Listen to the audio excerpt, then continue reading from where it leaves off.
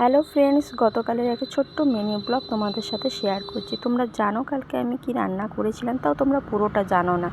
তো আমি রান্না করেছিলাম কালকে মাছের তেল দিয়ে চচ্চড়ি, মাছের ঝোল, কুঁদরি আলু ভাজা আর মাছের মাথা দিয়ে বাঁধাকপির তরকারি। অনেকগুলোই রান্না হয়ে গিয়েছিলো, বলতে গেলে কাল পুরো দুপুরের মেনুটাই কমপ্লিট হয়ে গিয়েছিলো। এবার রান্নার শেষে ঘটলো একটা মজার ঘটনা। তোমাদের দাদাভাই নিয়ে চলে এসছে বাজার থেকে চিকেন। তখন আমার রান্না কমপ্লিট, আর রান্না কমপ্লিট হয়ে যাওয়ার পর নতুন করে রান্না করাটা ভীষণ চাপের বলে মনে হয়। তোমাদের কার কার কাছে কীরকম লাগে তা কিন্তু আমাকে জানিও। আমার কাছে একটু চাপই মনে হয়। তার জন্য দেখো তোমাদের দাদাভাই ঝটপট এসে পরে ড্রেস আপ চেঞ্জ করে নিয়ে মাংসটা ধুতে বা পরিষ্কার করতে লেগে গিয়েছে। তার সঙ্গে যোগদান দিয়েছে ছেলেও।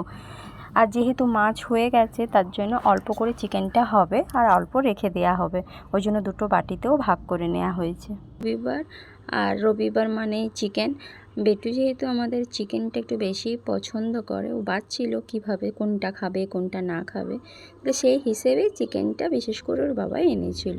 তো তখন বেলা 1টা বাজছে আর আমি চলে গেলাম স্নান সারতে, আর তোমাদের দাদাভাই চিকেনটা রান্না করেছিল। আমি সব জোগাড় করে দিয়ে গিয়েছিলাম, রান্না করেছিল। কালারটা দেখেই বুঝতে পারছো অসাধারণ খেতে হয়েছিল কিন্তু চিকেন কষাটা। রান্নাটাও খুব দুর্দান্ত হয়েছিল। আমার এই ছোট্ট মিনি ব্লগটা তোমাদের কাছে কেমন লাগলো তা কিন্তু অবশ্যই জানিও। তোমরা সুস্থ থেকো, ভালো থেকো, সবাইকে টাটা।